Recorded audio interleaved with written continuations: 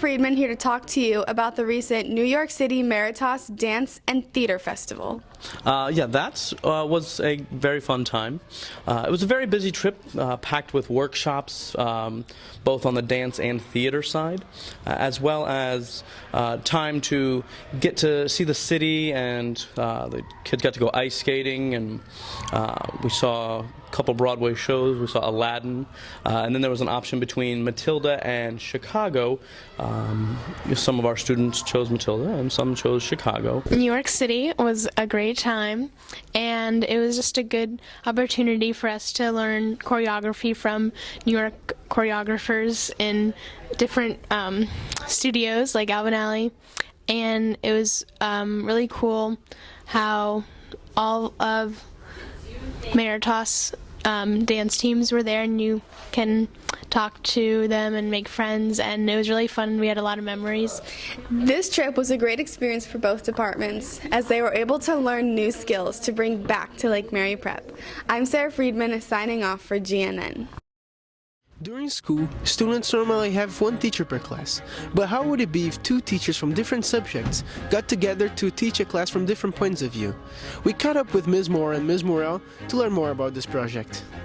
So our project was this idea that Ms. Moore and I came up with, where we began talking about Dante's Inferno and the leveling and how Dante was so creative, and then she brought up Rodin's Door. And we decided to use Rodin's sculpture, The Gates of Hell, as the basis for our final project that we did with her students.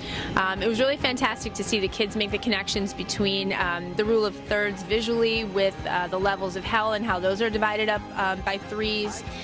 Famous sculpture artist who did this incredible Gates of Hell art sculpture, and so we talked about the two, and then we started to see the connections between the art and the literature, and there were so many connections, you know, whether it was the way Rodin shaped his doorway with the way the way with Dante shaped Inferno. It all connected, and it was that connective tissue that made us say, oh, we definitely want to use this project as a cross-curricular project.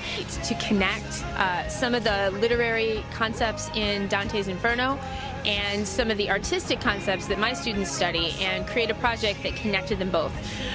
There are all kinds of parallels between those works, and we decided to use Rodin's sculpture, The Gates of Hell, as the basis for our final project that we did with her students. Well, you see, instead of, diving into literature like we did with Dante's art, it gives you, the physical, hands-on, allows you to use your brain different ways, It was really fantastic to see the kids make the connections between the rule of thirds visually with the levels of hell and how those are divided up by threes. And so the students decided to use themselves to draw pictures. So example, if Charon's going across the river, we had a kid stand like this, and then we drew that student and traced the picture that we had taken, and then used those to sculpturally put onto this door frame. And then students got to pick how they wanted it ordered. Did they want it to be ordered like Dante's Inferno was ordered? Did they want it to be ordered the way Rodin did it?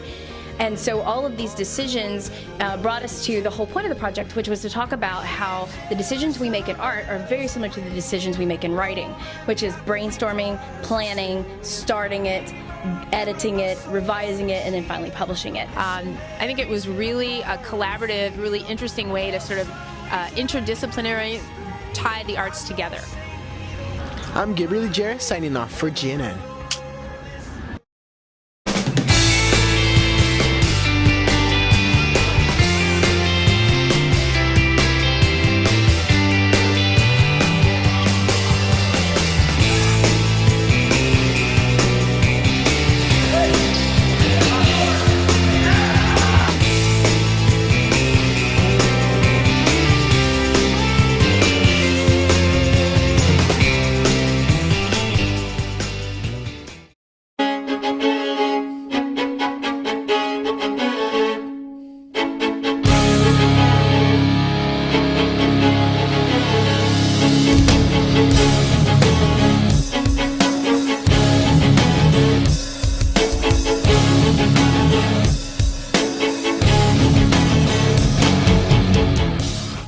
Boys basketball head to rival Lake Mary High, while the girls basketball tangle with districts. All coming up next on Griffin Center, right now.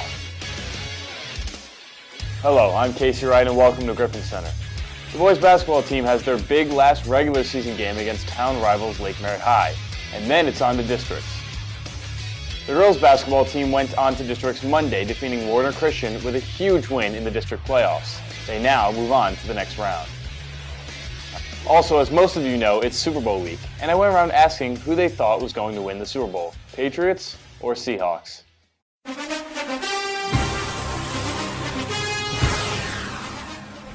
Hi, I'm here with Cade. Cade, who's going to win the Super Bowl and why? It's definitely going to be the Seahawks. I mean, they're just too good. Andrew, who's going to win the Super Bowl and why? The NFL is going to win the Super Bowl because they get all the money from the commercials and advertising on the broadcast, as well as all of the attendance from the tickets and, you know, all the other benefits that come along with that. Meanwhile, the teams just get a trophy, and that doesn't really mean much. Hi, I'm with Coach Carter. Coach, who's going to win the Super Bowl and why? Coach Walsh and I are going to take the Seahawks because we don't like cheaters. I'm here with Chase. Chase, who's going to win the Super Bowl and why? Patriots are going to win. They're much bigger and stronger. Go Pats. Go Pat. Go Pat. Go Pats. Hi, I'm here with Alex Goldman. Alex, who's going to win the Super Bowl and why? Griffin Nation. Hi, I'm here with John Panzo. John, who's going to win the Super Bowl and why? Probably the Seahawks of Seattle because Marshawn Lynch is the best in the world and has the same birthday as me. The Raiders, because they're really underrated and they look prepared to win the season. So. The Raiders aren't in the Super Bowl. All right. I think that the Patriots are going to win because I think they're going to throw everybody off and inflate the footballs more instead of deflating them. And everybody's going to be like, wait, I thought we were playing with deflated footballs, but they're actually going to be more inflated. Who's going to win the Super Bowl and why? I say the Seahawks. I'm a big Russell Wilson fan, and I love Pete Carroll as well, all the way dating back to his USC days. I love what the enthusiasm that he coaches and the enthusiasm his players play with. So I'm going with the Seahawks. Hi, I'm here with Dre. Dre, who's going to win the Super Bowl and why? The Patriots, because they're a really good team. Hi, I'm here with Coach Johnson. Coach, who do you think is going to win the Super Bowl and why? I think New England's going to win the Super Bowl. I've yet to see them be unprepared for a big game. I think the Seahawks because Sherman's just the best cornerback in the league.